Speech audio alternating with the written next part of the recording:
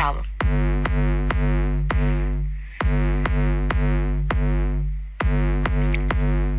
I've spent years standing behind, the dotted line, yeah. Society's blind, I'm right on top of Mississippi. In case you didn't know it, black, femme down warrior. Watch your step, boy, so you don't blow it.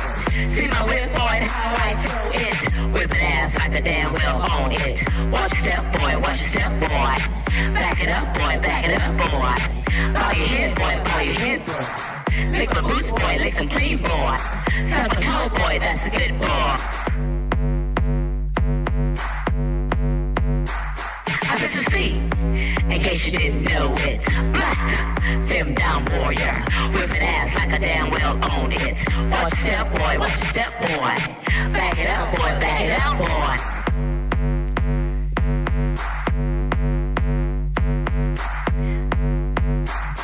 See the squirrels perch on the tree. Another hater hating on me. I keep it real, as real can be. My name begins with a capital C. I'm Mr. C, in case you didn't know it. Fifth down warrior goddess. I'm not very modest. Careful now to make one less boy. Bitch, I'm not your sex toy. Bitch, I'm not your sex toy. I'm Mr. C, in case you didn't know it. With a whip, it knows how to throw it. Have a paddle with your name on it. Back it up, boy, break it down, boy. Feel the heat, boy, feel the love, boy. Lock it up, boy, chain it up, boy. There you go, boy, that's a good boy. I'm Mr. C, in case you didn't know it. Whipping ass like a damn well own it. Watch your step, boy, so you don't blow it. Break it down, boy, break it down, boy. Feel the heat, boy, feel the beat, boy. Feel the love, boy, feel the whip, boy. That's a good boy. Now go to your cage.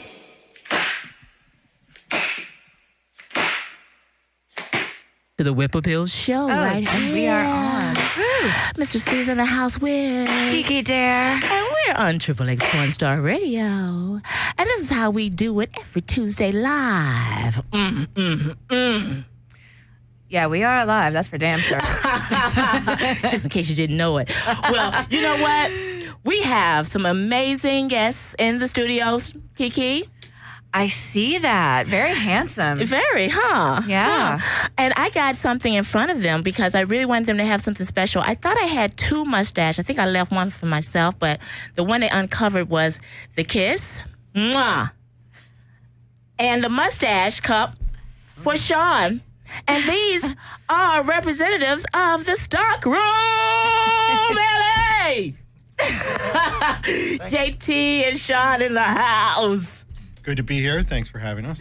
Absolutely. It's my pleasure to have you guys here. I'm excited. Yeah, I'm pretty excited. And I have eye candy, too. It's awesome. I know a lot of eye candy. We're in such hog heaven. Or should we say hog-ass heaven? Anyway, welcome to the Whippoorwill Show. And I'm so glad to have you here with us today. You know, we'll be talking and sharing, and a lot of information is out there, so we let our audience know, you know, all that great stuff. I'm going to make some assumptions, but I shouldn't. We should let, JT tell everyone about Stockroom, what Stockroom is. So I won't assume that everybody knows, although they should if they don't. What? Well, you know, better ask somebody. So would you prefer to be called JT, Joel? I usually go by Joel. Okay, Joel. JT's fine, too. Yeah, well, that was the original name that was on Stockroom, so a lot of us have that JT in our heads anyway. So, you know, Joel, by all means, you know, give us some love there. Tell us a little bit about Stockroom. Stockroom is now in its 25th year. Congratulations. Yay! That's a clap. Wow, I had no idea that it was 25 years at this point. Yeah. I started this company when I was 21 years old, and I'm now 46. So oh wow, I'm up on you 4 years. It's been a long adventure. That's amazing. I joke around sometimes that I'm a 46-year-old man running a company started by a 21-year-old kid, which was also me. It's been quite an adventure. I've kind of just had one job for my whole career. I used to joke also that I never had to do a resume. And then I was cleaning out some old files and I found one. I was like, oh, I did do one time. One time. Wow. Yeah. I can And there was that one. nothing on it. It was really pathetic. Like, wow, why did you even bother? You should have just gone in there cold and tried to talk your way into that job. Hey, I can totally relate. I can write an adult film bio, a credit sheet, no problem. Tell me to write a resume, and I'm like, what? What's a resume? In this business, I think in general, it's more like a credit. Isn't it a credit, CV or something? Some type of name for it now. It's not a resume. It's your list of credits. Yeah, it's your bio and your credit list. Yeah. Yeah. So that's what you do now. You have a list of credits to your name. Well, I've won. Running this company from one person to about 50, which is what it is now. Wow. And so I started it while I was in college, and it was really just a hobby sideline business for the first year or two. Didn't become full-time till I finished college. And when I started the company, I didn't envision it ever being like a company that would employ a bunch of people or even be a full-time career for me. But as I finished college and realized I was kind of burnt out on academia, I kind of didn't want to go into regular corporate America, and I already had my own business started, so I kind of went with that. It's a great place to start and get into. But Joel, let me ask this question. I'm sure it's on everyone's brains. What stockroom? I mean, you began in this space, creating a space almost, or feeling a need, but also creating one. So what was your brain process like at 21 years old to do something like this? It was like this. I wanted some basic bondage gear that I could use with my girlfriend. Thank you for the real deal. I went to one of the local shops. There were very few in those days, very few sources for gear like that, and found out that I couldn't afford to be kinky on my college student budget. So a lot of college students out there can understand and relate to that, can't you, boy? It was pretty simple. It was like I just want some wrist cuffs, ankle cuffs, maybe a collar. That's like $50, $60, right? Right. And I went to this shop, and no, it's like $250. Wow. And this was me on a college student budget, spending probably some of my parents' money. And it was the girlfriend I was with at the time, actually, who made a suggestion. She said, I took a leatherworking class last year, and I still have the tools in a shoebox in my closet. If you want to borrow them, maybe you should try making your own gear. Wow. Oh. Pretty immediately always said, thought of a woman who gave a plant the seed of suggestions. I'm glad to hear. Actually, she went on to start a piercing business. I started stockroom. She started a piercing business. We both did well with our alternative interests. That's a beautiful story. Yeah. That's a great way to put it, too. Alternative interests. That's what it is. So from the very start, stockroom was about sex toys, I guess you could say, but with a kink kind of slant. We have all the same mainstream sex toys that other companies have, like dildos and vibrators and condoms and lubricants and things like that, but we also, from the start, it was actually doing leather work and making basic bondage gear, and then it branched out into every imaginable kink and special interest. So. And most times I think stockroom is known really for their latex and their rubber, I think. And of course there's other things, obviously, because, there's a lot to talk about because you're up for many awards this year, and we want to definitely talk about those as far as your nominations. But in general, stockroom has always been synonymous with the leather and latex, that's the vision I get every time I think of stockroom. Yeah, we wasn't doing latex in the first few years, but by the late 90s, we were doing some latex manufacturing. And then in 2006, we acquired another company called Siren that had a history about as long as stockroom itself. And that brought in some experience with latex, a lot of designs, sorry, that were pre-existing, and also a production team that had been working with Siren Latex for 15 plus years. It seems like it was the best, one of the better moves that you can make at Stockroom, because together, the brands together really work well together. It doesn't seem like it was a separate entity coming into the game and purchased. It really looks like it was the beginning. Yeah. Part of the beginning. So that's amazing. Yeah, well, I think Siren's a great brand, and for us, it's become our latex production brand. It's all one big company, but we have different brands for different lines that we produce. So Siren is one of those. Siren, before we acquired the company, actually did do some leather as well. And we haven't used the Siren brand for our leather clothing or leather products so far. Okay. Not to say that we couldn't, but just primarily so become far. a latex brand at this point. Amazing. Yeah, I didn't know that you guys had acquired Siren. That's actually very interesting information. Yeah. Yeah. But there's a story I'd like to get into, but I certainly would love to give us a station break. Although we started a little bit late today, and I take full responsibility for all that damn traffic out there on Broadway. Don't you do that? That's not your fault, girl. It's like, I know it's not. That's what I'm saying. I take full responsibility. I'm late because of all that traffic on Broadway. So we'll be right back in just a few moments. Hey, this is Alicia Pleasure from XXX Porn Star Radio, and when I'm in the Philadelphia area, I love to go to Daydreams of Philadelphia. They're located at 5200 Unruh Avenue, of course, in Philadelphia. Their phone number is 215-338-3838. You can email them at info@daydreams.us. Daydreams, I have to say, is the ultimate all-nude strip club. They are open 7 days a week at 7 p.m. sharp. They open their doors. They have 6 stages. They have over 50 naked girls, and the only thing that they wear are smiles. So I'm telling you, if you get a chance, go check out Daydreams of Philadelphia. Again, they are located at 5200 Unruh Avenue. And the only thing that I say is if you don't walk out with a smile, there's something wrong with you.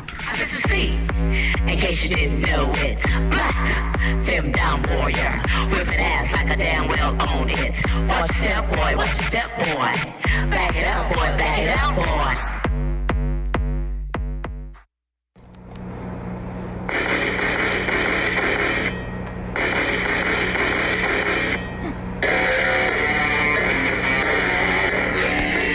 Stop by wackytoys.net and see what the buzz is all about. Low prices for great quality luxury sex toys such as vibrators, light-up vibrators, glass dildos, magic wands, toys for men, bondage, sexy wear, and much more. Thousands of sex toys to shop with discreet privacy, same-day shipping, and PayPal also accepted. Create your wish list at wackytoys.net. Enter promo code RADIO at checkout for 20% off your next purchase at wackytoys.net. Also visit wackyvision.com for your adult XXX video experience and get 15 minutes free.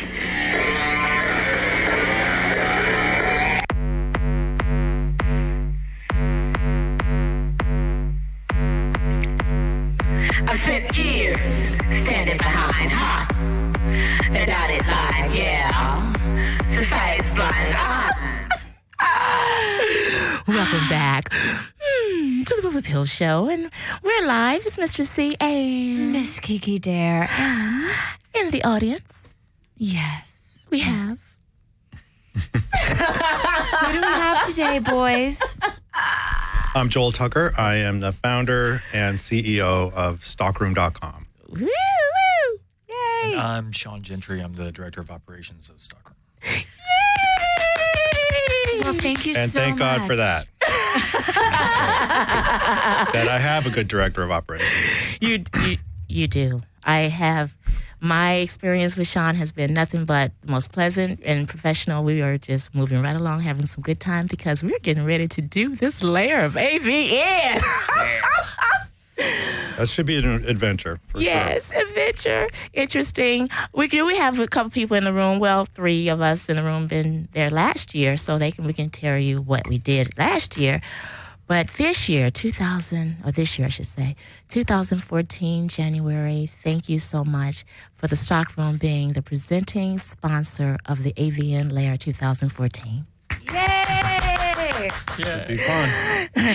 In addition, we were working on the fetish party, and we'll be getting out the details to that within the next week. I hope that we will have all that information available for everyone whoever want to come to play with us and party with us. The after party is the Stockroom sponsored lair. I've kind of made a decision. See, last year, somebody told me that they went to a party and they sat down and didn't realize that they sat down next to a girl fisting another girl.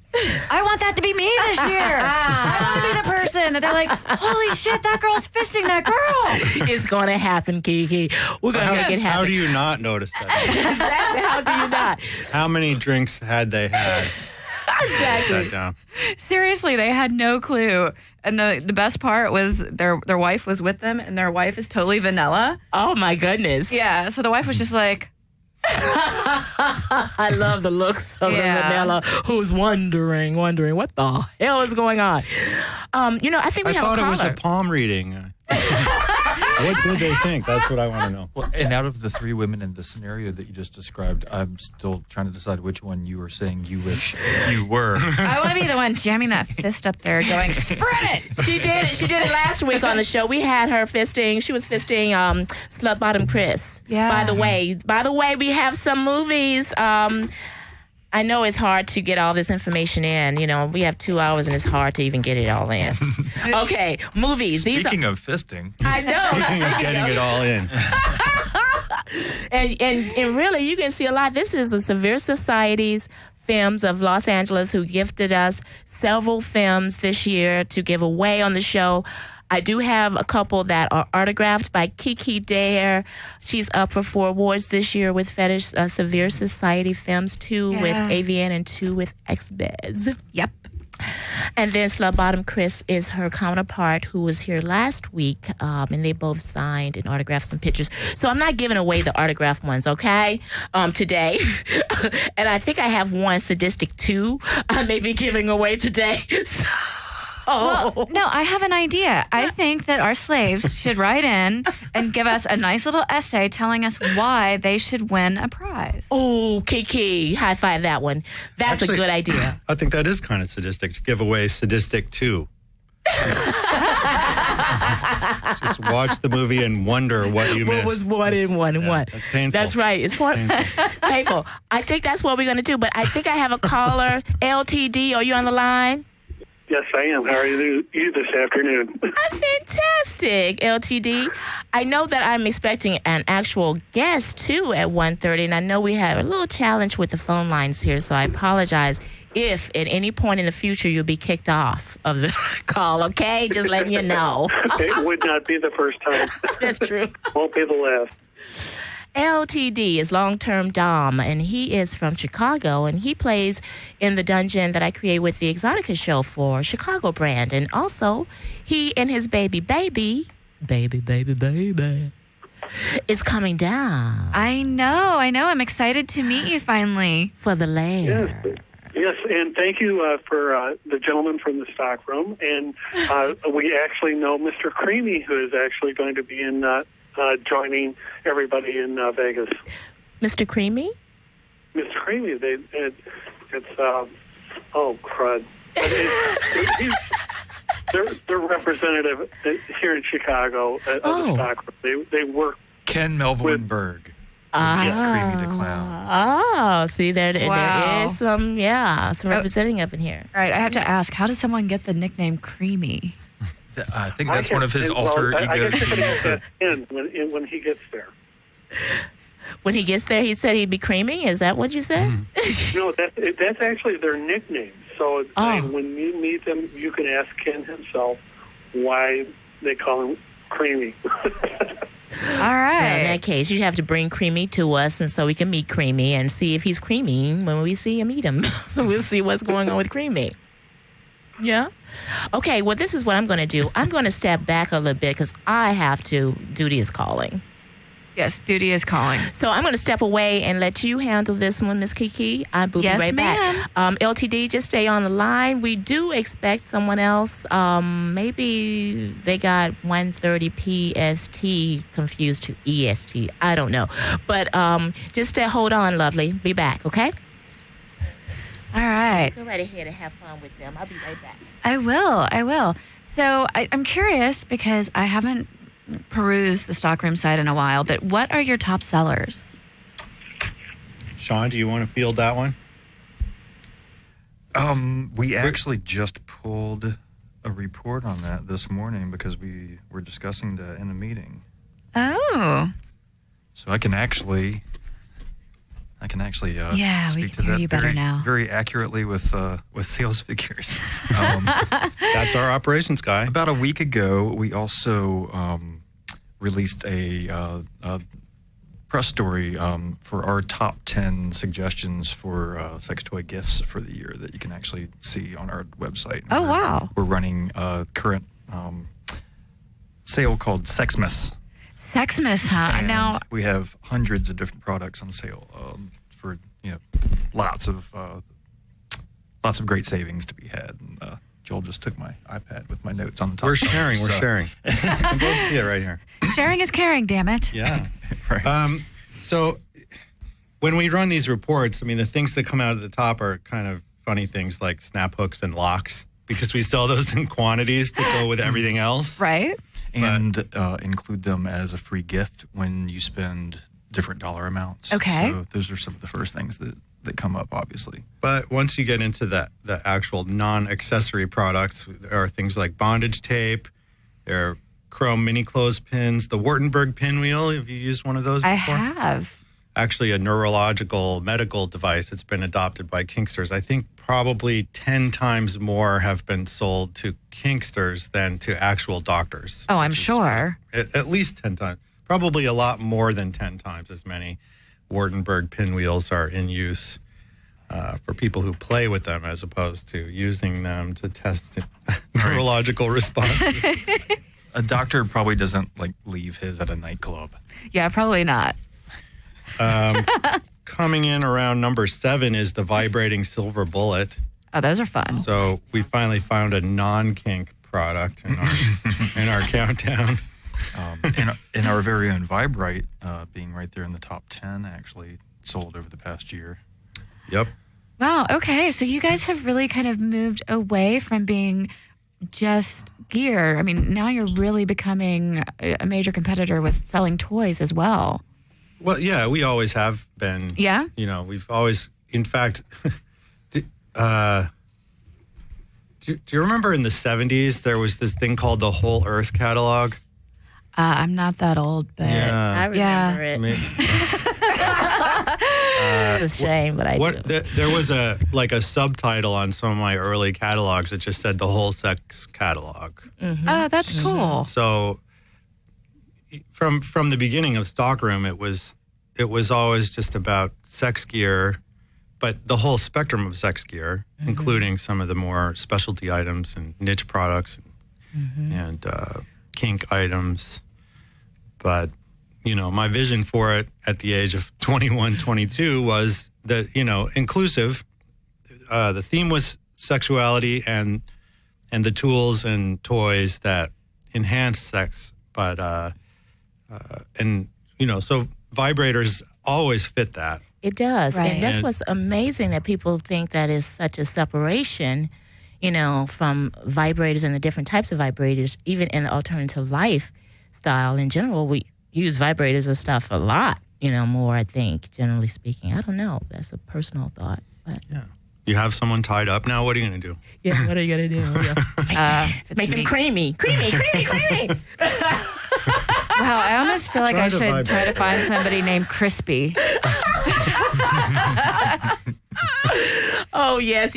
Well, you know what? I mean, it is so wonderful to have a stockroom in the house. And, again, I want to share with the fact that we did some Movember stuff, and it's over now for this year. But my mustache isn't. Your mustache? When is your mustache coming off? I don't know if I can do it now. Really? Look at it. It looks good. It looks really nice. I mean, very At distinguished. first, it was like, it wasn't sure, because it was like he was already clean shaven. So to see the mustache, like, but it looks I good. found now. that I look exactly like my dad with a mustache, and I lost him a few years back. It was one of the main reasons that I was inspired to do Movember, excuse me. Show people your cup, because I want people to really get that mustache in their head. So next year they come out of the stockroom and what do I need a support. cup? Look at this thing. I know, it's pretty amazing. Wow. I'm sitting here getting wet just looking at him play with his mustache.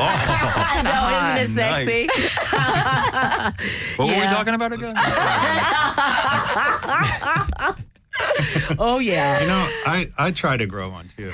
It suits Sean. It didn't suit me. He started over 3 times, and I was going to if say, I that was tells you wondering. anything about Joel, I was growing a It was the- mustache, and then I had a first date. And I was growing a mustache, and I had to appear on video for something or other. And then I was growing. I forget there were what the 3 different occasions where I just got to get rid of it. But I actually had a friend. There's a friend of mine is shooting a documentary about me and Stockroom. Really? And he actually made the comment like, "That mustache is interesting." I'm like, "Okay," and he said, "Yeah, it pretty much deconstructs your whole identity." I'm like, "Wow, that's What a way to give it to you quite a straight. statement." It deconstructs your whole identity. And I'm like, I think I need you to explain that. And he did, and it took a while, so I'm not going to bore your listeners. Oh, no. My listeners are already good and ready for any story that you're going to give them, because this is my show, and heck, it's a story I'd like to hear. I just want to know how much booze was involved in that. Holy shit. Actually, that particular friend, his name is Sean Jefford. He's a documentary filmmaker, and he's made feature films as well. And awesome. He made a film called Beijing Punk. I don't know if you saw that one, but that one got some play. Something familiar about Beijing Punk. Yeah, he and I originally bonded over quite a few drinks, actually. That's how it works. Yeah. That bond is still there. It's still strong. Has the permanence of drunkenness in young men. Hey, That was many years ago. I haven't had a drink in a while now, but okay. Sean still does. That's okay. I had plenty for you this weekend. We almost slid down the mountain. Tell us about your weekend, Kiki. I hear you were out of town. You tell me about almost slid down the mountain. Well, no. Okay, so we decided that we're going to go to Lake Arrowhead on Saturday, and of course, there's a storm coming. We're going up the mountain. We realize, wow, it's kind of snowing. Okay, this might be bad. We're in like a sports car. In the hills. Yeah, in the hills. We're going up the hill, and there's like snow ice everywhere. And we see the school bus pulled over, and we're like, oh, shit. Of course, the person I'm with doesn't know how to put chains on. I don't know how to do that. You're in L.A. Yeah. So we decide, okay, well, we're just going to go up. Even though the CHP officer that stopped to check on the bus, we said we don't have chains on. He's like, oh, whatever. So we go up. We get stuck. And of course, That's why he didn't care. He's like, okay, it must be your first time up in here. right? You'll So learn. we get stuck. He has to stop traffic and like help direct us out. So we go back down the hill. We get the chains put on. We're fine. We go all the way back up. No problems. Get to where we're going. And we're like, okay, that's it. We're not going anywhere. And my friend turns around and looks at me and goes, so, it's 4:00. Is it too early to get wasted? I'm like, like, really? Did you just ask me that? Like, since when does it have to be dark to get a nice buzz? Hell. We only have an hour again to be dark nowadays. Right? 5:00 is dark. Yeah. It is So- crazy. It messes up my flow sheet. I can't handle it. 5:00 is dark. It's like, oh my gosh. So, What and am I then supposed to be doing? the best part of this story, we make it up there. A couple hours later, we're both just tore up. We walk outside, and the car slid down the driveway. Oh no. Nice.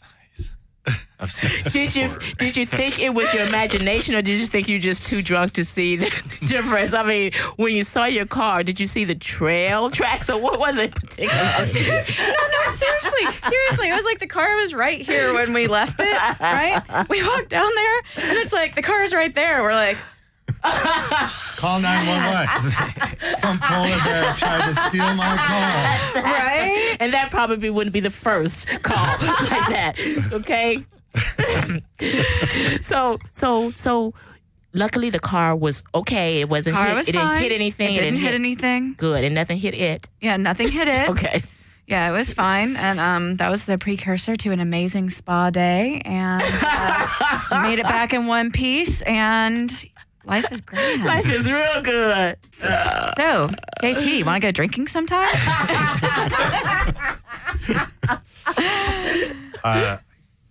I can be there. I'm not going to drink, but I can watch all that go down. Well, let's get in some water. He needs some water, I'm sure, over there. Cause We have water. a built-in designated driver. I love it. That's what I'm saying. Let's give him some water. See, I like that. He goes, he's designated, so I'll drink with you. That's what I'm saying. While I play with my mustache. So where's yours? No, I'll play with your mustache. So where's yours? Are we gonna tell toast? Here, let's do a toast. All right. Now, so we have LTD on the line still. Yes, we do. Hey, LTD. So what you up to today? Well, it's so cold, it's steely enough to your glare is. That's how cold it is in Chicago. It is cold. It's cold. And it must. Yeah, be it's been damn quite cold here too. I needed a sweater last night. Yeah, it has been chilly, muffled chilly around here. Yeah, we're just playing. I know how cold it is in Chicago. I've lived there before. Yeah, I'm from the Midwest, so I can talk about them real good. I'm not there anymore because I didn't like the snow then, and the only And time you don't like the snow I now. don't. I like to visit it and leave it. I like to just go and spend maybe a good, nice, long weekend, a nice, good weekend of a lot of stuff. And then you turn around and you go, leaving it, bye-bye, I'm going to go observe this snow from the Alps. from a suite in a 5-star hotel. That's me, oh that- my, look at that. That's it. That's Beautiful how I white love the down snow. there. Oh my gosh, the hot tub, like outside when it's dark and it's slightly snowing, and a bottle of champagne. Oh my gosh, my it was gosh. amazing. That's how our Sunday was. We were watching it snow from the hot tub in the backyard. Yes. That's the way to do it. Yes, that's the way to do it. I mean, if you're going to have snow, be in the hot tub watching it from afar and go, oh, nice. Oh, I feel a little prickly. It's okay. Yes. And when you're nice and pruny, then you go outside and fuck like rabbits. It's great. That's it. It's perfect. Inside. In the snow? No. Inside. Yeah. No, I know. I got you 5-star. I got you inside and the nice 600 thread count sheet. but you got to have that roaring fireplace and the chocolate covered strawberries to boot. That's the way to make a snow watching atmosphere the best. Ooh, and the beer bong for the champagne enema. Whoop, there it is. All right, you're live right here on the Whippy Pill Show, and this is Mr. C, and we're along with me is Kiki Dare. Kiki Dare, and in the studio we have Joel Tucker, founder and CEO. he is founder and CEO of the Stockroom Babies, and Sean Gentry from the stockroom. but Stockroom, he's just not from the Stockroom. He's running some shit over there. Sean I'm the Gentry is- director of operations. He's the director of He is the operations. I'm man sorry. with Did I the- not follow? I didn't follow He's the one that rules keeps again. it operating. Yes. I started it. He's keeping I it go there operating. every day for multiple hours. It's wonderful. It is absolutely incredible. Okay, now what do you think we're going to be doing all in the lair, Sean? Whatever you let us do. You got it. You got the floor. You got it all. Yeah. You shaking We're going to it. be showing off some new medical gear. We're going to be showing off some new electrosex gear that we're coming out with. Electrosex. Yeah, there's going to Tell be us a a little medical bit about themed that. room. Yes. Yes. Medical furniture we can tie you down to and then use kinky medical instruments on you. Woo, I'm getting already excited. My crew and all my fans are going to have such a good time at the medical room in the lair. Presented by Stockroom. And what else will they be seeing from you? So we'll have an electro room that we'll be showing off our new executive case neon wand. We're finally coming out with a black-handled neon wand with some extra electrodes that'll come in a really sleek aluminum briefcase, something that looks like James Bond would carry around. I love it. I want to play too. So to correct and let everybody know, we've made a change, okay? And that's what life is. It's sometimes full of amazing surprises and changes. Instead of the banking room, we're doing the electro room, so we can, so Stockroom can present their new electro toys and to show us how we play the James Bond way. Exactly. And those rooms will still be very specifically set up for incredible photo ops for the fans to come in and play with and have their picture taken with a porn star of their choosing. And we're lining up. I'm not going to announce any schedules for any of that yet, but we'll have a constant rotation of stars in those two rooms to pose with. And I love it. Yay! Wow, I'm really excited now. Oh, yeah, it's going to be very, very exciting. And then in the film room, the screening room, and those of you get an idea, it's going to be visual impact, basically, because the noise level is going to be too high for you to hear. But we'll be screening some of Severe Society's work. We'll be screening and showing some things that are coming out of the stockroom as well. And we have the Pie Master. I better give him some love. He's been on my roster for a long time, and I love his work. I think a few people out there like his work as well. So we'll be screening some great alternative and fetish film during the layer time, and we have the dedicated dedicated rooms. Give me a break, because I'm spanking in my head. But spanking impact play is going to be all over the layer. We know that. But we've dedicated the room for medical play for one of the rooms, medical room, which is going to be naughty as hell, naughty nurses. And then we have the electro room, which will be featuring stock rooms, electro toys, and play. Those are the themed rooms for the layer. Fun times. I know, huh? Yeah, I'm so excited. I have not had the chance to play with electricity in a while, so I'm just like, Ooh, that's going to be so much fun. We'll bring lots. My goal is to pretty much represent our entire selection of electro toys in that room and give everybody the opportunity to put their hands on and play with, try out everything that we carry. We like that. We like it hands-on and trying it out. Now, on a personal level, a personal question, do you guys have Sibians? Yeah. We don't carry You don't carry them? No, okay. Last week, didn't we? No, I didn't. We wanted a Sibian up in here, didn't we? Yeah, I want we one. wanted to be orgasming all day. Are you kidding? Why not? We'll get one. The Whip Appeal Show will be getting a Sibian. Okay, you better know it's going to happen. So I didn't know if you guys carried them or I not. can look into that for you. I'm sure there's a very specific reason why we don't currently carry them. But it'd be crazy. I'm interested to find out why. As I recall, they last time we looked into it, it seemed like they were mostly into doing their own distribution. Okay. The company itself. That's always something we could revisit. It's a cool product and it's a cool product. name. And they like us over here. And I was over on the Sibian at the Exotica show for the first time ever. That was about a year ago. And someone said, "Oh, just come on." I'm like, "Okay, I'll do it." Yeah, you wanted to impress the hot guy. I did. You did. You heard the story before. He was hot. He was hot as hell. And anyway, I get on it and I get to going, and I'm like, and the only picture you see of me. That's how everybody does. I've listened to and watched Howard Stern long enough for many years to see that it doesn't matter how a porn star is. They're like, "Oh, no sweat, I got this," and then they get on it and their head explodes. My ex-fiance actually broke one of the attachments that went to my old one. He clenched his ass that hard. Wow. So I get on that thing, and I had the first, I'm like, I gotta get off of this thing. Yeah, it's one of those things I gotta have. We gotta have. Anytime, you know. You want your dominatrix to come, give her a Sibian. shit. That's good, but you want your dominatrix to come. I think you should just go to stockroom and take advantage of that Christmas sale. No.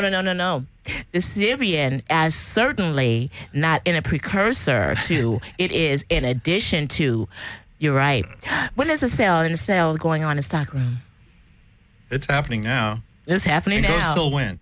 Oh yes, through Christmas. Through Christmas. And there are over 100 products on sale on our current Sexmas sale. Sexmas. Yes. Yeah. And Yeah, as and I was actually, the response has been strong and surprising, and we've had to pull a couple things off because they sold clear out, but then we replaced them with other items. So Wow. people that have awesome. seen the sale have a reason to come back and see what's being moved in. but, That's amazing. Yeah, we just actually we're shipping record numbers of boxes out the door. I can't believe the volume that our shipping department is handling right now. But that's awesome. That's good It looks stuff. just like Santa's workshop down there. It's amazing. I'll be over there for Christmas dinner. You know that. I already got it on my list. I got it on my calendar. Of all the things, I got stockroom Christmas dinner and lunch. So I want to see your little helpers over there hanging out. You were saying, I'm sorry, Kiki. No, I was just interested Oh, in I this thought whole you were sale saying thing. It was pretty awesome. It is pretty awesome. And, pretty soon, I guess I'll be able to have that stuff on our search engine so people can find Stockroom's materials and their brand. We're talking about changing out Femdom sex toys, right? Oh, so sure, femdomsextoys.com, guys, those of you who've been my loyal supporters and those who have bought toys from me, pretty soon you'll see a new face on it. And, of course, I'm bringing in Stockroom. Now, let me tell people don't understand, relationships kind of like don't just happen overnight. Sometimes they kind of take a while, right?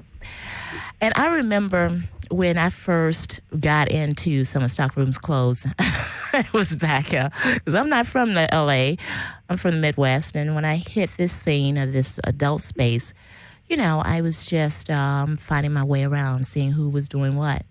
And I was invited to do a fashion show for one of the Southern California leather women of 2010. That was her year. And I went out and I did the fashion show as one of the models. And there was a Domino panel. So there was a lot of the panels of the Dominas that are local to the area. And I modeled this pink little Madonna pink ballerina dress. Okay.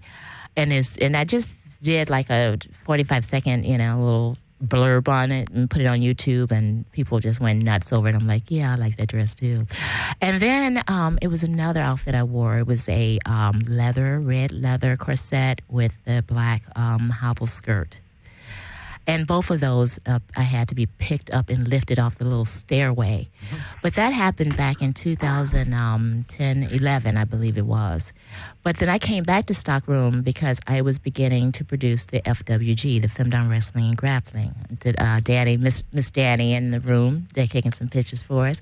She remembers when I began promoting that show. And I went to the stockroom and said, hey, I love you guys. Is there any way you want to, help support and sponsor my show, my event? And Eddie, he stepped up and he was like, okay, we could do this and we could do that. And the cat suit, I have the black cat suit, which I love, and I only have it in the closet for posterity. It's from the stockroom. So those of you know, I've been around hanging out, just been wanting to hang out with them in this way for a long time. So thank you so much, Stockroom. Our pleasure, of course. Yeah, thanks for having us. You mentioned Eddie. He's our Yes. retail store manager.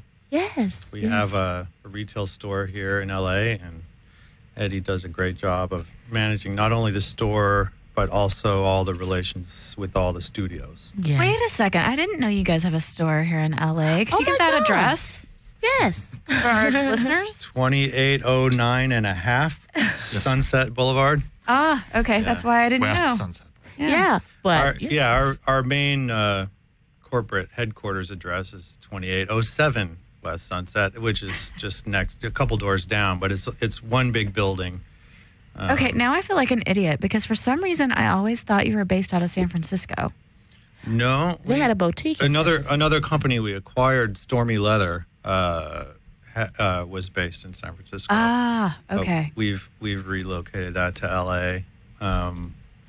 You haven't been into the store? I have not.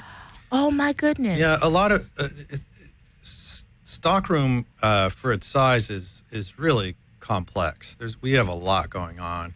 If you take a tour of our building, it becomes pretty clear pretty clear pretty quickly. Just all the different things we're doing, but we're a manufacturer. Mm-hmm.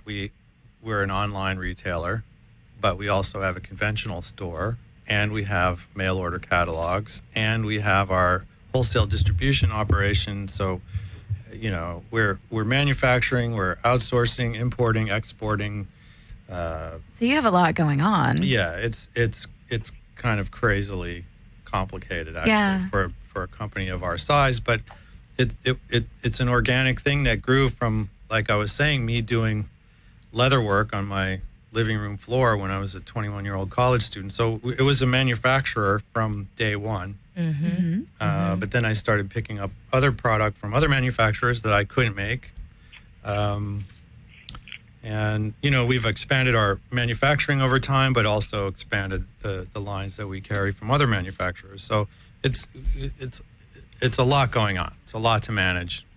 Yeah. Keeping Sean very busy as director of operations. It's been really neat to see people's reactions because, what your perception is of the stockroom. I've seen others who know only of the store and have been coming to the store for years and years and years. And then through whatever relationship or project we're working on with them, they wind up being one of the people that walks through the back door of the store into the production facility and upstairs into the corporate offices, and their eyes are bugging out of their heads and their jaws dropping. And they're just like, wow, where did all these people come from? And it's like, it's Willy Wonka's chocolate factory back there. Like if you didn't know what you were expecting to walk through the door, and there are all these people like literally cutting things with their hands out of leather and using hammers to. It's the most incredible place I've ever worked, just for the simple fact that these artisans and craftsmen work there and make these amazingly high quality pieces with their hands. And a lot of our competition is just importing things that are factory made from China. And that's been my main goal with the stockroom for the coming year, is to make sure that we focus more on that core product that Joel started the company on, and make sure that everybody knows that, we are selling the best handmade gear of its kind anywhere in the world. Hello. Woo! I need to get one of those. We need to do those things like, stuff so I can make those noises in the microphone. There's got to be an iPad app for that. It has to be, yeah. Yes, and I know you're all about your iPad like I am mine, so you should just have it at I know. at the ready. I will. It's funny you say that. Okay, I want the listening audience, because this is a great time. LTD, you still on the line? Yes, I am. Okay, if we get any other callers, just let me know if you get any other callers like this, because I think I had another caller. Maybe they were not able to make it, because we do have a problem sometimes with our switchboards here. But I like to hear as much of the story, if Joel would like to share the story of his humble beginning, 21 years of age, and he's got this vision of this, what he's creating. And back then, I remember being on the internet, but I do remember it was more intranet. It wasn't a lot of internet going on. And so I would assume that your clients at that moment was like college students like yourself. Yeah. What was your market back then, and how did you? One of Stockroom's claims to fame, which we haven't gotten into or mentioned today, but it was the first sex toy company on the internet. And wow! It was the only sex toy company on the internet for several years. Oh wow! Okay, yeah. When I was with my ex-fiance, we used to order from you guys. Mm-hmm. So yeah, I was doing a little bit. I was online in the 80s. Mm-hmm. And in those days, the internet was mostly text. Yeah. People didn't have the bandwidth or the hard drive space or the equipment to deal with photos, much less sound files and video and all the things that we're accustomed to seeing on the internet nowadays. But in those days, it was much lower bandwidth with much smaller amounts of data. But there was a lot going on, but it was all text. So there were news groups and email, FTP sites. MS-DOS stuff. Yeah, you could connect to the internet with a DOS computer, and that's exactly what I did in the early days. That had to take a lot. I mean, because nowadays we're so used to the easy, lazy way of doing internet stuff, right? It's so easy. But back then, you had to not only learn those programs, because a lot of them were DOS-related stuff. So you had to learn HTML and all that stuff, how to communicate. Yeah, you had to actually code. Stockroom's been on the internet before HTML. There was no World Wide Web when I started doing e-commerce. So that's what I'm talking about. Tell people about that. I will tell you, I don't know. Stockroom is an e-commerce company because the internet is our main market, has been our main market since the summer of 1990. Wow. So I don't know of any other e-commerce company of any kind that's as old as Stockroom. Yeah, because you were out before people. Again, I think I started counting when I actually got on the internet and started playing around and started getting familiar. And it was right in my early years in the airline industry because it was intranet. We had computers, CompuServes to connect with each other. And I remember being one of the first on my block to get a computer because I was that way. But I don't recall back at 25 years ago, what you started back then is incredible. For it to last this test of time until now is, beyond any words I can think of. So back then, getting started, had to have been tough. And you did it yourself. You didn't have a silver spoon in your mouth where your family gave you the business. You started this business yourself as a 21-year-old because you wanted some more gear. Yeah, it's pretty simple. But then it just sort of grew organically from there, as I said. And, I had a girlfriend that said, "Hey, you should put a catalog together. I'll be a model for it." And I had a friend who was a photographer. Said, "I'll take some pictures." And that's how you do it.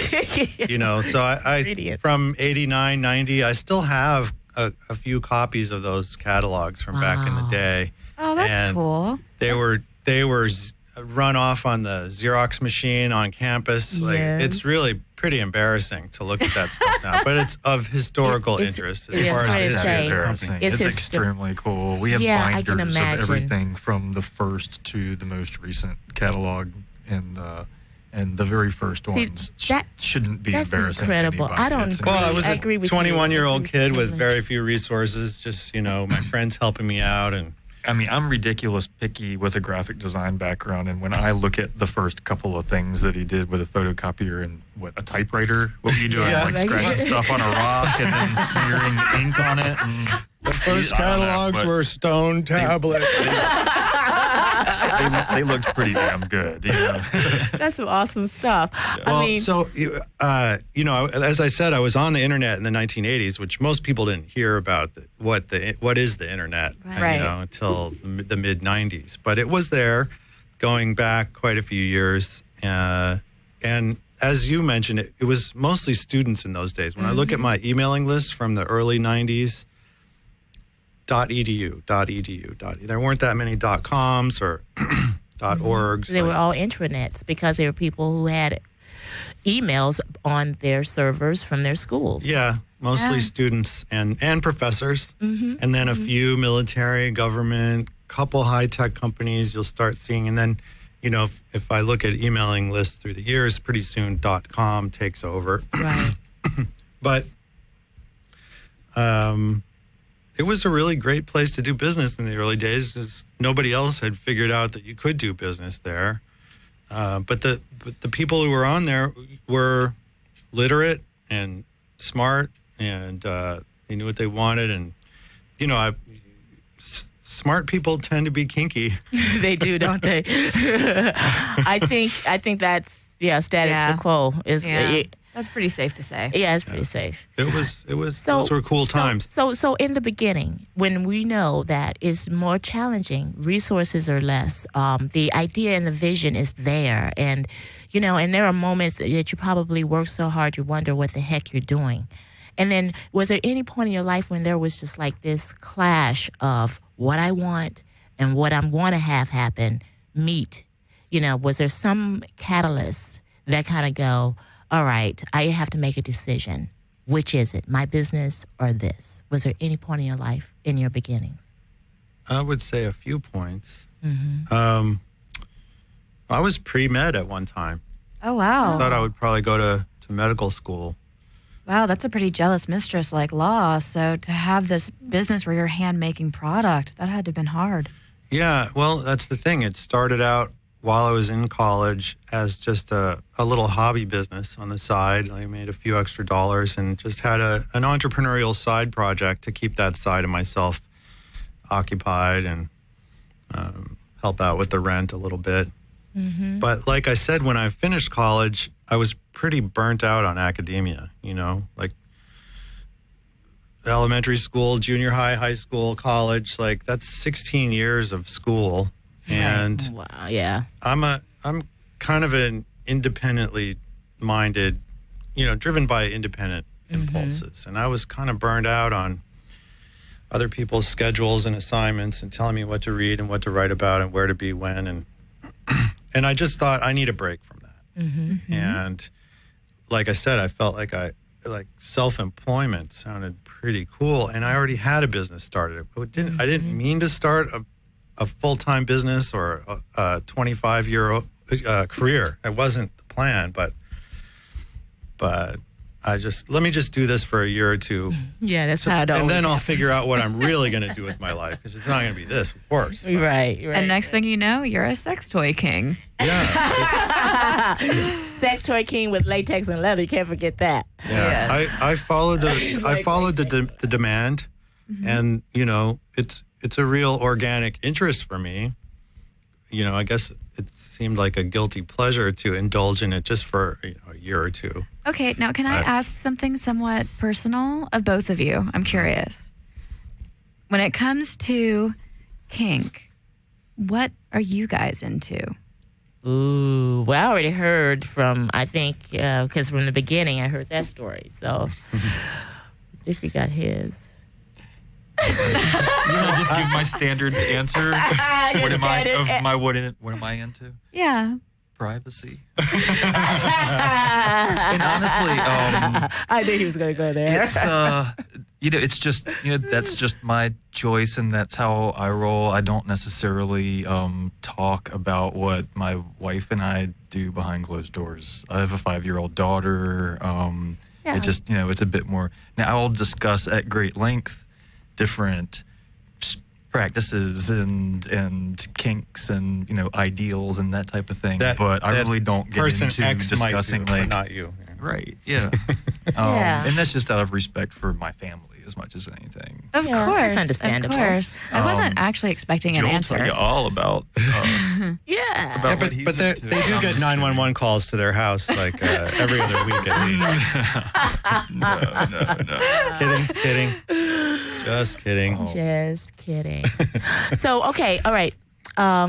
Kink. Okay, yeah. I guess you can answer that more, Joel. Yeah, I mean, people sometimes ask me the question, Joel, have you used all these products? I'm like, are you kidding me? There's 4,000 products.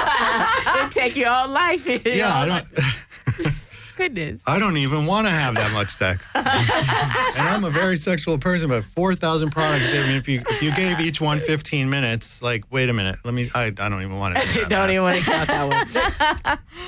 Or 28,000, 21. Yeah, and where I would need a whole separate house just to house the store products. my personal toy collection if I had one of everything. Your personal arsenal. I mean, because seriously, it doesn't take long. You can collect toys, and before you know it, you got to have a whole room for it. And that's where I am close to getting a room for toys. Well, good. You're a gold list customer. That's exactly the kind of people we like to find and connect with and do business with because, and that's true of the kink thing. Once you get, there's so many interesting niches to get into and high-end gear, and there's always more like in the electrical side we were talking about. I always get gifts from when I do my shows, and that one's from Flogger, Floggers Knows Best, Papa Scott. But I like the way he brands my slap going in. The but do it the other. Oh yeah, you got it. Yeah, that's good. And note that Joel has a big smile on his face while he's doing that. We actually make a slapper. Both of them do. I know. Almost identical. Almost identical. We make a slapper in this style also. All rounded. Here is another one that I'm making some modifications to that to make it like a devil. We have one very similar to this as well. Yep, higher tread rubber with a stainless Ouch. steel handle. That's good. I've gotten a lot of people with that one. Just this past month or so, I bring it to the show with me, and I got Sammy Brooks on that one, and Did we get Selma? We got Selma on that one. So as far as my own interests, I'm always willing to say a little more than Sean. I'm not married with a small daughter for one thing. So I don't have that concern, but I was kinky. I was kinky as a college student, and still am. My personal interests or desires cover like a subsection, a segment of the products that we sell. But like I already said, I was looking for basic bondage gear. There's some spreader bars and everything. Yeah, I heard that. paddles. I have some whips, so those are real personal interests for me. Yeah. And then there are a lot of products in our catalog that I don't want to use. That's not my thing. Exactly. But the thing is, even as a college student, I was aware I'm kinky. There's a lot of taboo around kink in the 80s. Yeah. It's not nearly as much now. Thank goodness. For a lot of people, it still is an alternative interest or a taboo thing or weird or scary. But that's a much smaller segment of the population now. Like it was scarier back or then. more taboo. Yeah. Back Most in definitely. The 80s. I mean, because I think Danny, she was in the lifestyle in New York in the 80s. 85 is when she got started or so, right, Master Danny? Yes. Yeah.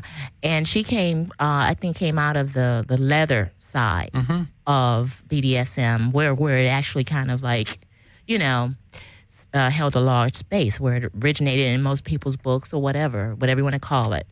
But at the end of the day, back then, it was for the people who were in the lifestyle, they navigated pretty well through it because they understood, the negotiations and everything they dealt with BDSM. But it was even more scarier just because the doctors and the writers and all the Indian chiefs did not understand what BDSM was about, so they were calling it a deviant behavior. Sure. And when the DSM. DSM, thank you, because I get it all kind of through. My phone is ringing. Bitches, why are you calling me now? I'm on the show. Shit.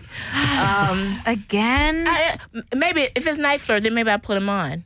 If it's Night Flirt, she should.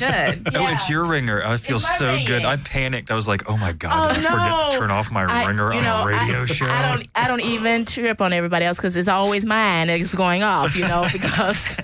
Actually, it's kind of fun though. Like whenever my phone rings and it's my verified call line and I'm someplace that it's public or I'm in the middle of having sex or whatever. My favorite is when I'm in the middle of having sex and I'll just like hand the phone to like whoever I'm having sex with and go, here, answer this, and make them talk to you. So that means that they're paying to talk to the person I'm fucking, and I'm getting the money. Woo! Yes! What a way to do your business, lady. Okay. For some of your clients, I'm sure that's the ideal situation they didn't want to be caught in. That was so hot. Yeah. So humiliating. So, and exactly. So turned on. So turned on. I mean, I'm being cuckolded right now. I didn't even get to talk to her. That was so hot. Oh my God. That was Exactly.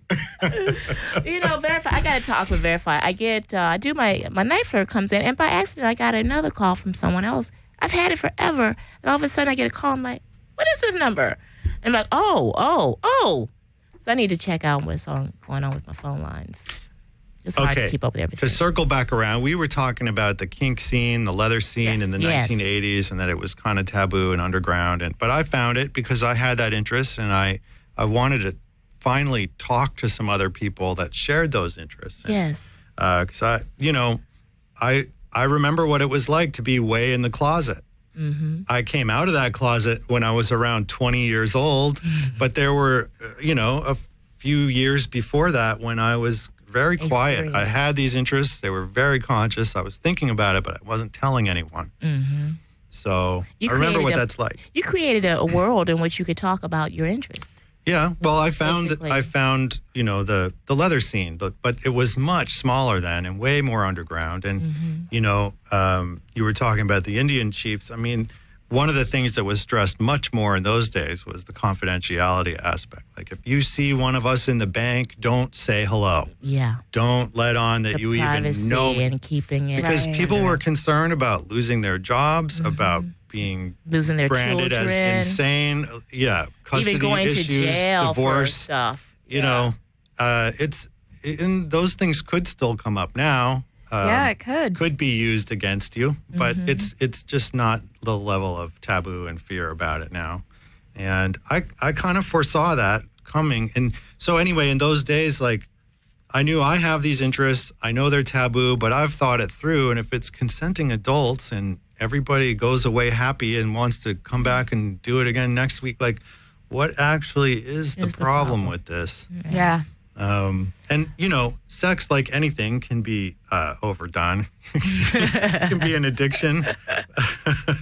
But I was just reading something about the addiction of sex or not being, or I forgot what the caption of that was. Dude, to me, is overdone. It's when you're laying there, it's been 2 hours, and you're like, Jesus Christ, just Can you come just stop or get off me. That's the overdone we think about, right? It's like, yeah. Okay, you take a break and lube it up or something? Because otherwise it ain't working. Just jerk yourself off. I'm done. This hand is tired right now. Finish it off. There you have it. I mean, Whip Appeal Show. And I think we're on for station break. Before you know it, time just flies around here, doesn't it? It really does. Yeah. So anyway, we'll be right back in these very short, brief moments. Hey, this is Alicia.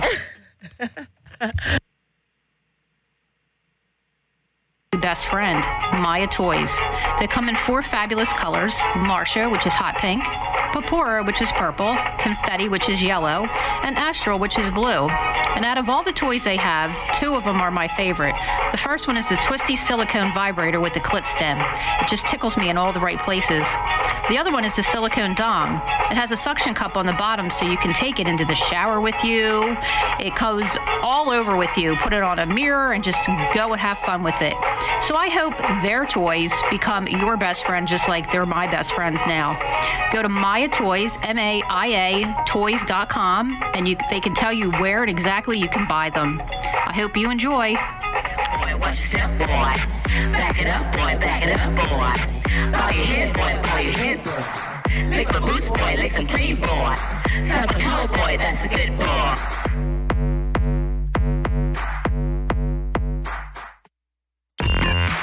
Are you an adult performer who's serious about your career, or a studio, or an adult-oriented company who wants to grow your business and potentially increase sales? You need PR, but you need the right PR. The Rub PR is not only a well-respected, but they deliver results. They're the ones you call when you are really serious.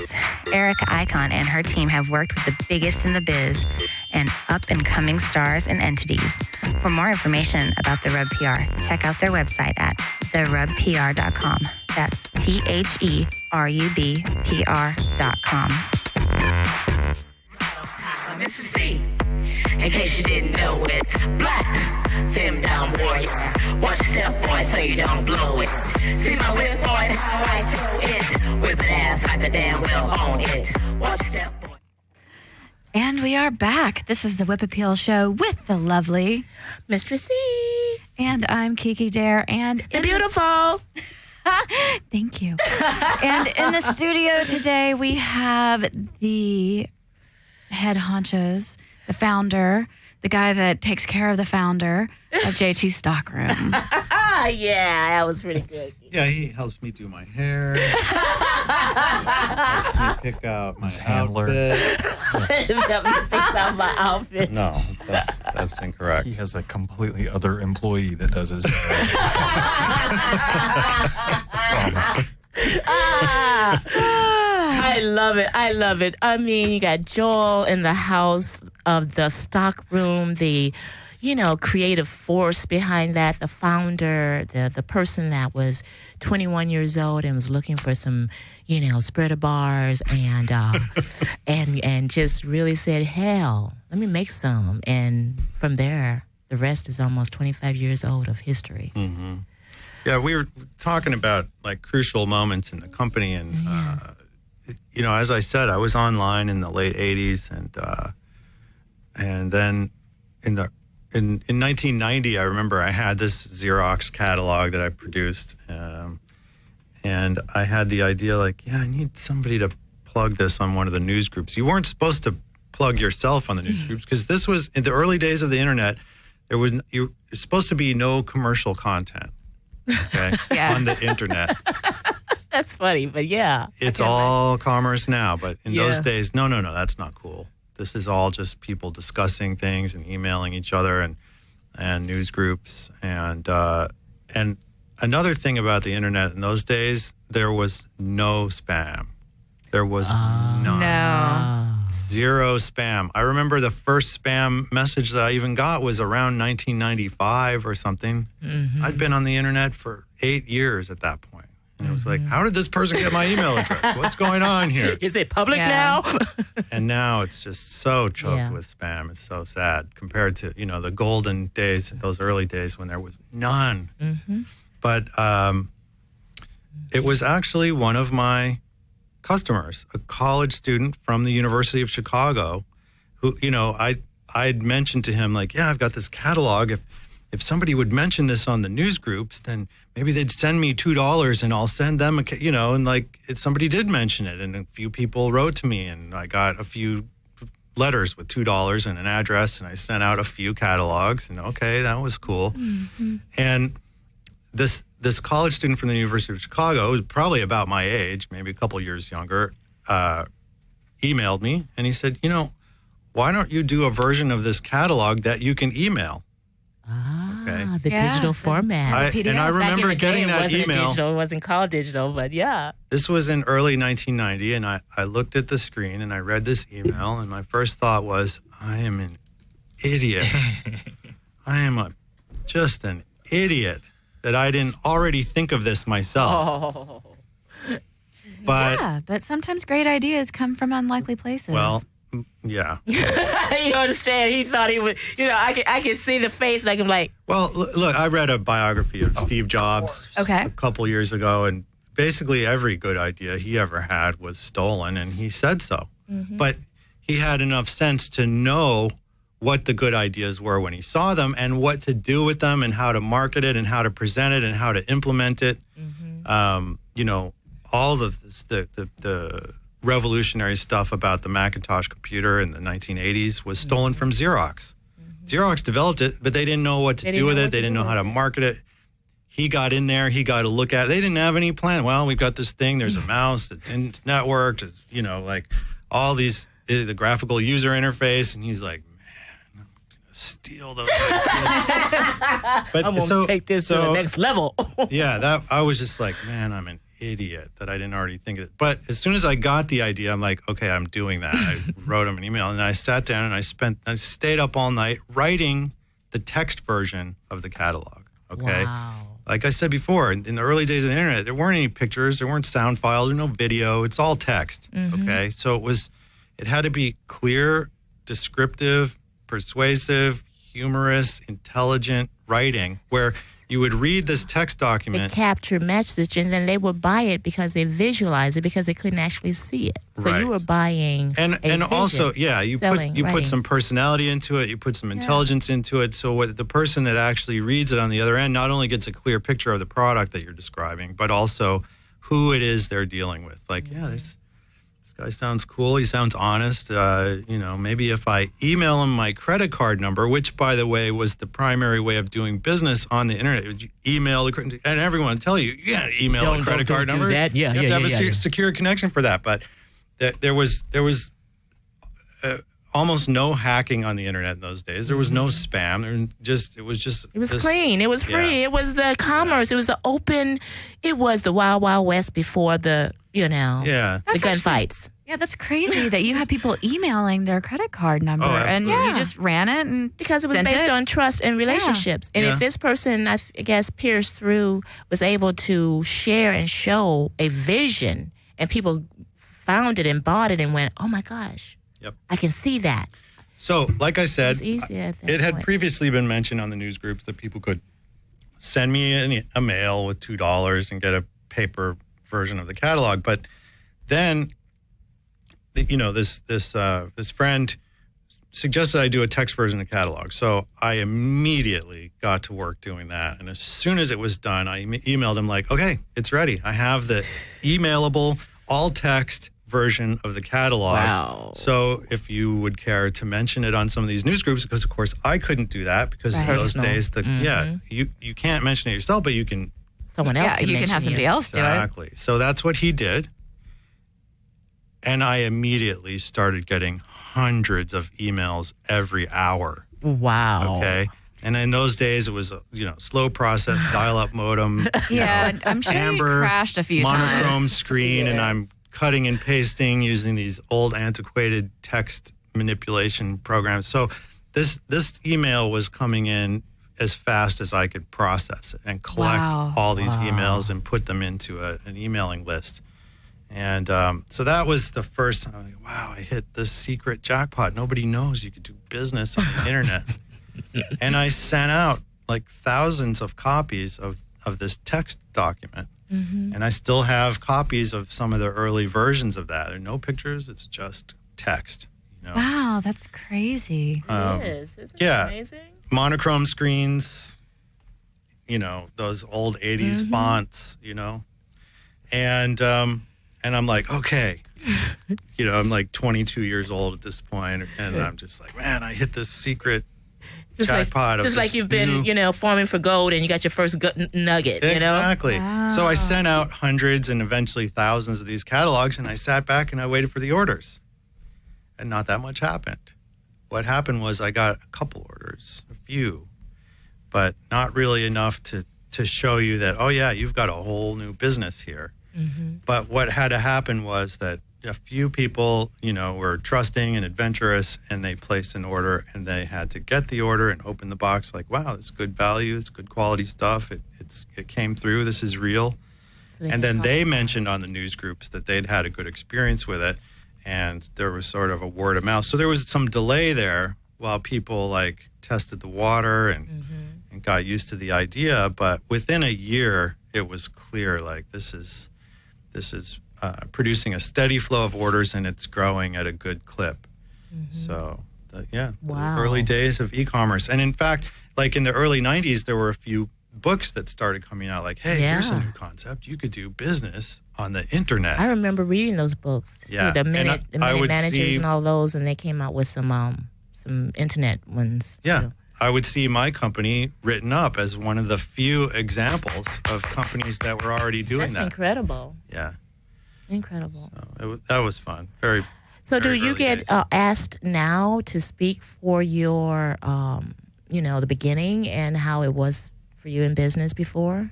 Sure. Do you speak now? Yeah, and I was just invited the other day to be on a panel. Joel will be speaking at the XBiz conference at the Westin in mid-January on a forum on the future of online retail. Oh, wow. That is awesome. Congratulations. Yay. Yeah. Joel. Okay, now I have an excuse to actually go to XBiz other than the award show. I was going to go last year. I was going to be on a forum last year, but I didn't. It was too close to AVN, so I didn't, follow through very well. But yeah, what is up with? Why does everything have to be in January?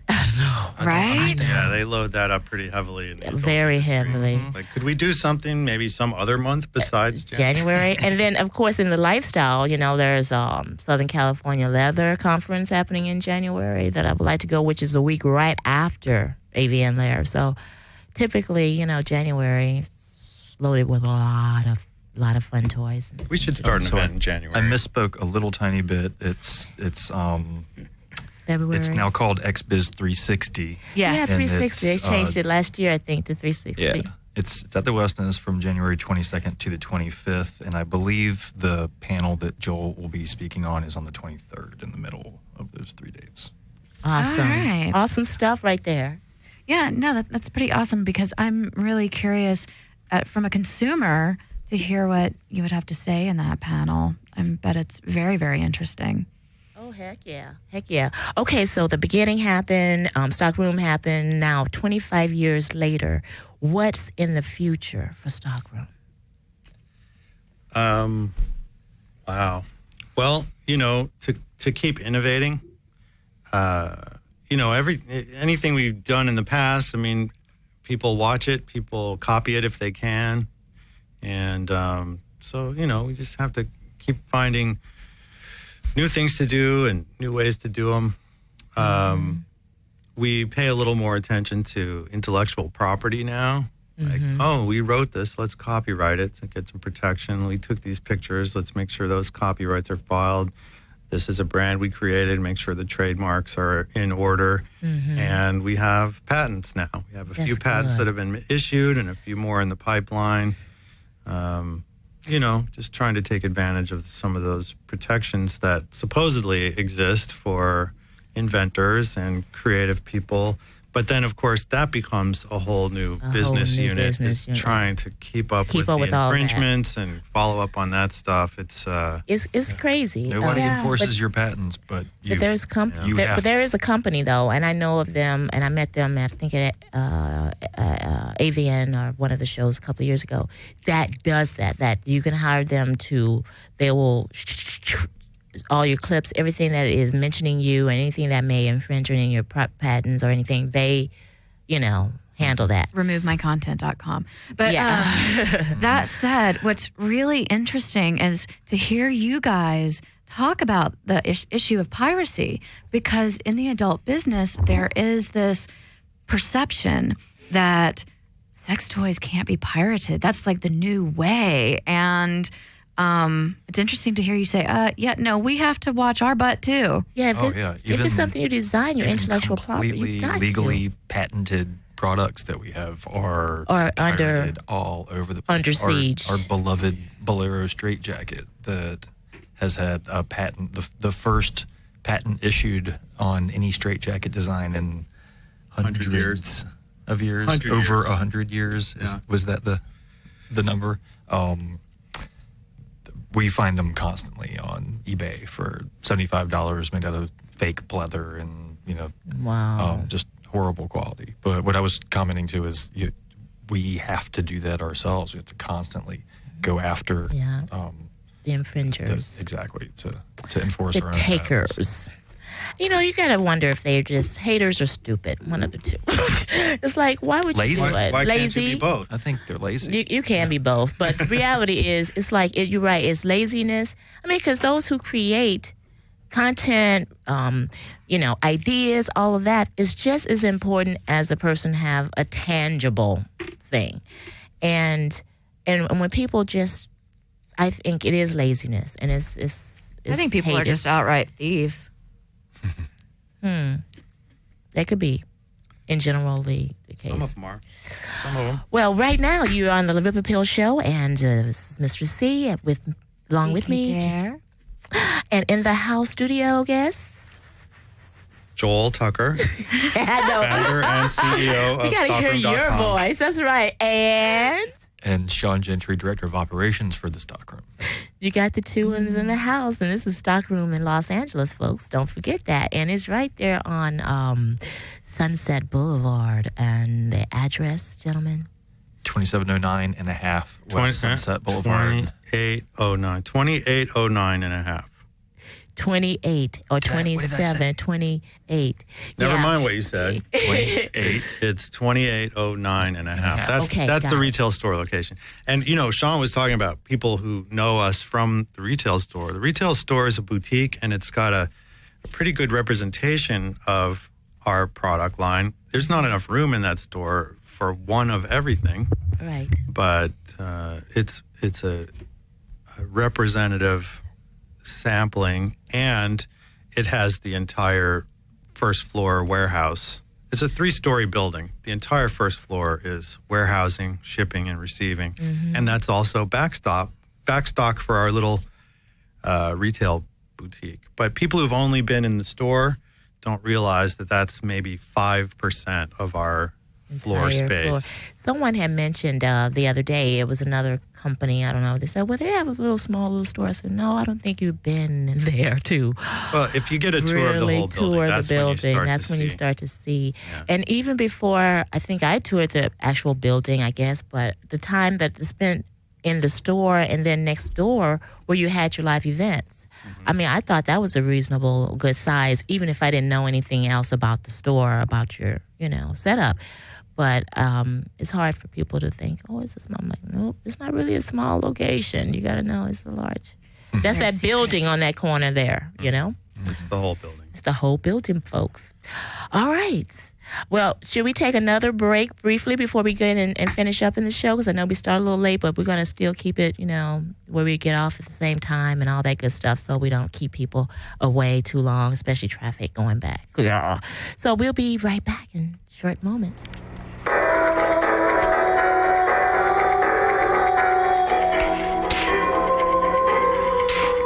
Hey, you. Come here. Listen, I heard you were still paying for adult content radio programming. I'll let you in on a little secret. It's XXX Porn Star Radio on the All Pleasure Network. You never get charged a monthly fee. You can listen to it 7 nights a week from 7 to 9 Eastern Standard Time. The hosts say and do whatever they want, not to mention the hosts are some of the hottest adult stars in the industry.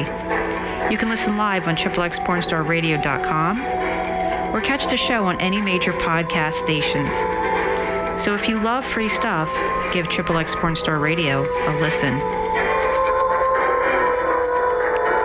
See, in case you didn't know it, black, femme down warrior, whipping ass like I damn well own it. Watch your step, boy, watch your step, boy.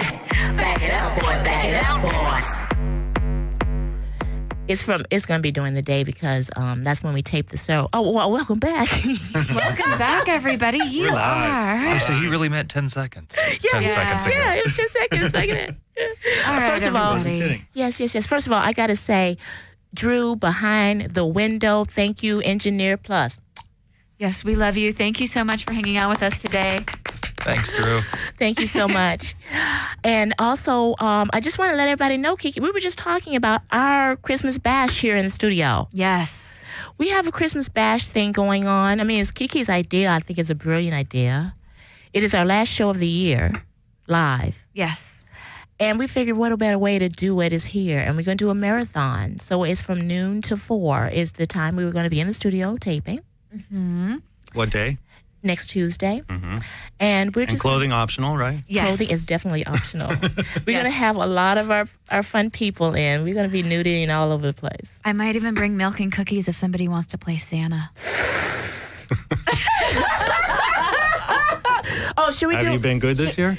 Oh, I've been really naughty. Oh, okay. Should we do our daddy thing? I think we should. We do so well. You do better than me. Okay. How do we get started? Daddy, I've been really bad. Oh, Daddy. I've been so naughty. I don't know what else to do. But Daddy, will you please spank my little booty? She can do it so much better than me. Last time I did Daddy, they were like, I'm like, okay, there's a question mark behind that one, but it's okay. Daddy, will you kiss it and make it better? Oh, the boo-hoo, boo-hoo-hoo. No, okay. Now with that, let's get it finished here. On the 17th, next Tuesday, we have a Christmas bash on the Whippoorwill Show. And what is that? It's just we coming together. We're going to share some hors d'oeuvres and some, drinks. And we're going to talk, and we're going to get as naked as we want, and we're going to play as much as we want. And we may have someone to do some fisting, or someone to be fisted, or we may have someone to be tied, or be. Actually, we have Don coming in with the. He has a Chinese suspension cage. Ooh. So we were bringing that in. And I'm going to have some more chairs back there. And for people who want to come in just to see the activity, they got to get in touch with Kiki or myself. Sounds like we should bring a selection of gear with us. I think that would be a good idea. Our top 10 Yeah, we're gift definitely ideas. not busy enough this time of year, and we need to add to our list of, Or absolutely. I'll send a representative with our top 10 gift idea products. That would be awesome. Kiki I would love has that. something. She has. Okay, Kiki is not going to tell you. I'm going to say it and have her tell you. She was fawning all over of a piece of equipment that stockroom that she used for something or the other, and we were talking about it for the last couple of weeks. What was that piece of equipment? What was it? Drum roll, please. And she doesn't remember. I know it. See, I knew I put her on the spot. Okay, it was a stockroom piece. We were talking about. I think we got started with. Dee was here from Fetish Severe Society, and it was a puppy. Wasn't it a puppy or something?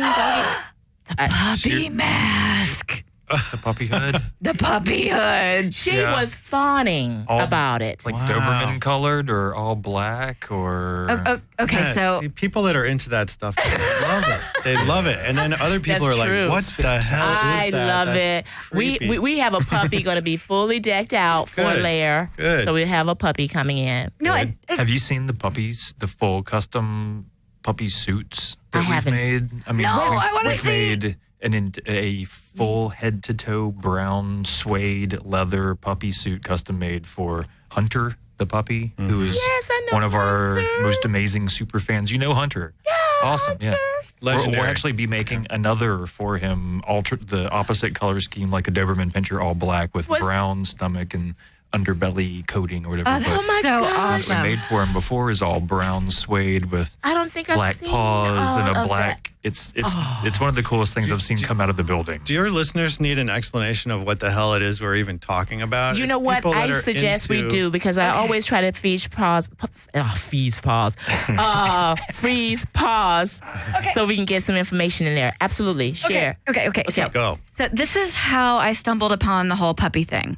I'm in Dallas, and I'm in one of the leather shops there, and I see this flyer, and it's a picture of somebody. It's a human body, right, with a puppy head, and they're pissing on a fire hydrant with their leg up, right? And it was a flyer for a site where you could actually adopt human puppies. Oh, So I go online and I'm like, that's so are you kidding me? Like there's people that want to be puppies? Well- So I go online and then I go to do a shoot, and the next thing I know, one of the questions on there is, so like, what have you not done that you would like to do? And I was joking around. I was like, I want to fuck a puppy. And the guy goes, well, I happen to have 2 puppy masks. So I did a blowjob scene, and we were both in puppy masks. That was awesome. Oh, that's hot. Okay, but I wanted to say this because I want to give this out here. Wilford. Have you seen Wilford yet? No. Oh my gosh. I told Puppy to see Wilford. But he's like, I don't have a TV. Okay, but it doesn't matter. Wilford is a great show about a guy who is acting like a dog. He's Wilford. And have you seen that? Okay, yeah. Well, I think I've seen the cover on Netflix as I I passed by have it to or something. tell you, anybody who really want to learn and understand puppy play should watch that show. Only because he makes a good dog. He does a very good dog impersonation as a human being per se, but he's a dog. And all of his little stuff, what he does, how he does his... And I'm like, oh my gosh, I want a puppy like him. All right. I've actually given some thought to, like, why is puppy play erotic for some people? Why is it gaining in popularity? It's kind of an odd sort of fetish, but I think for a lot of people, it has to do with the uninhibitedness of puppies, of dogs. Like, if you think about, they sniff each other and lick themselves in odd places, and they don't... on anything. Very singularly minded Yeah. is And simple, and they not know asking no shame. for permission that's to right. do anything. No. no. They're There in was- stuff. They chew on stuff. They know Right. on stuff.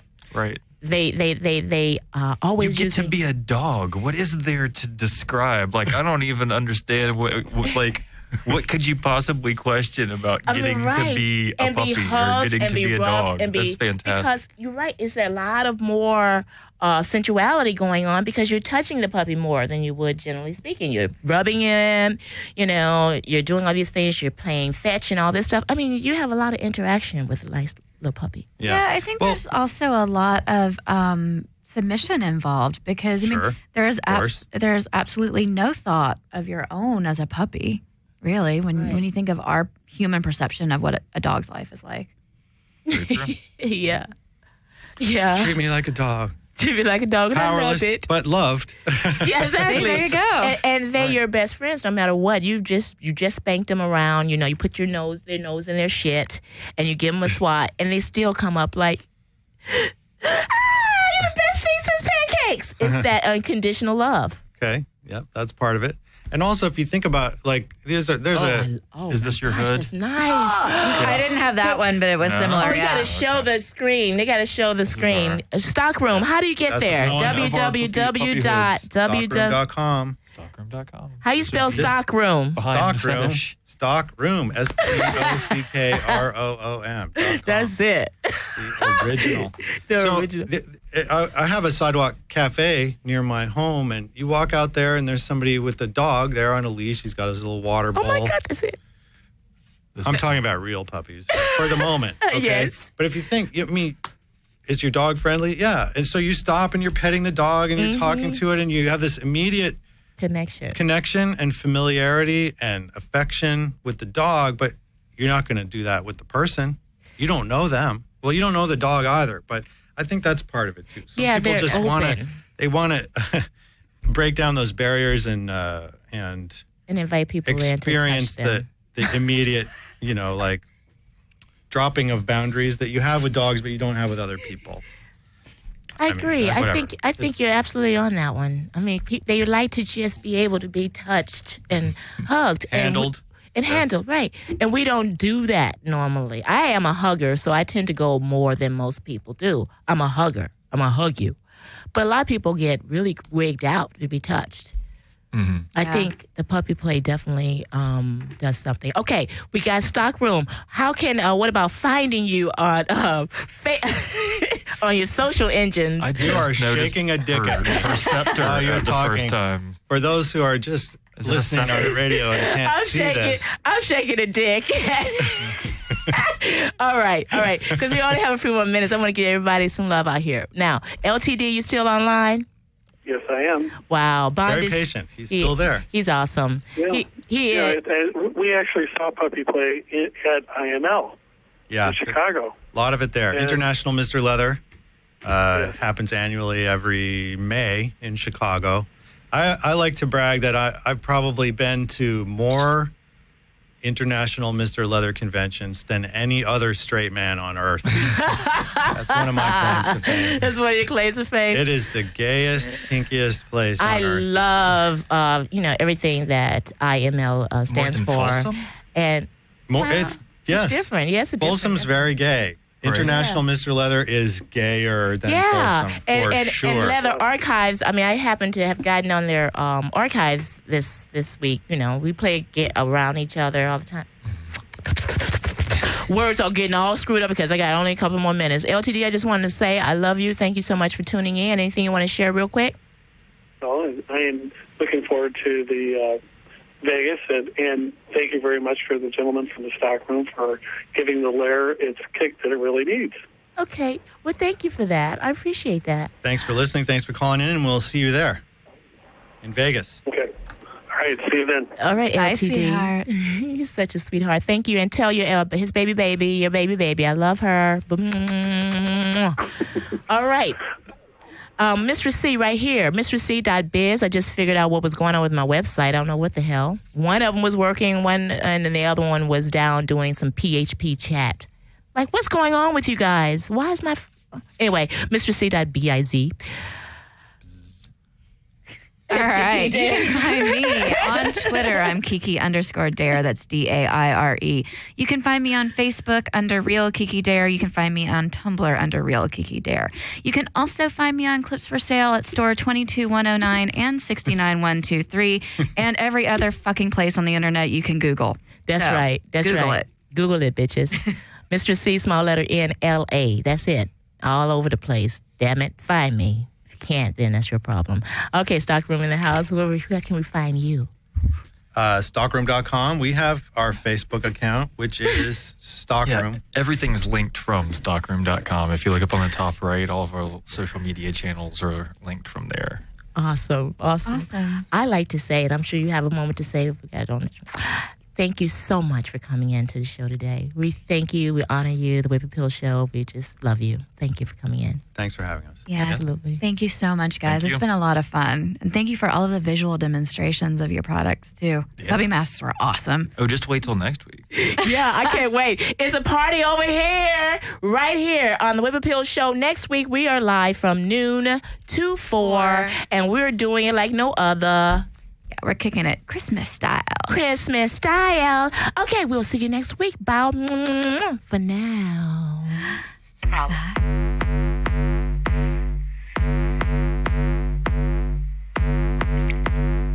I've spent years standing behind, the dotted line, yeah.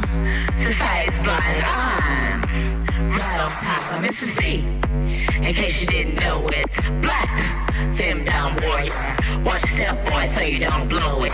See my whip, boy, and how I throw it. Whipping ass like I damn well own it. Watch your step, boy, watch your step, boy. Back it up, boy, back it up, boy. Bow your head, boy, bow your head, boy. Lick my boots, boy, lick them clean, boy. Suck my toe, boy, that's a good boy. I'm Mr. C, in case you didn't know it. Black, femme down warrior. Whipping ass like I damn well own it. Watch your step, boy, watch your step, boy. Back it up, boy, back it up, boy.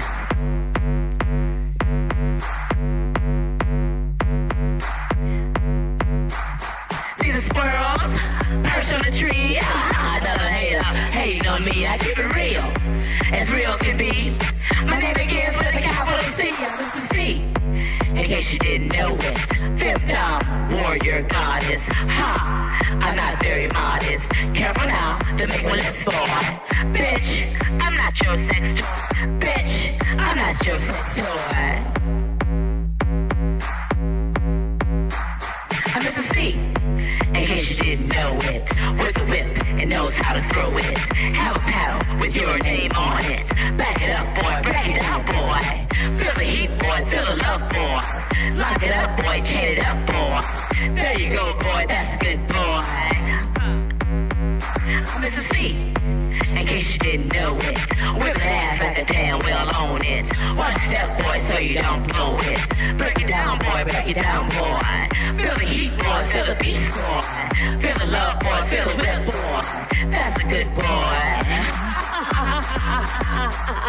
Now go to your cage.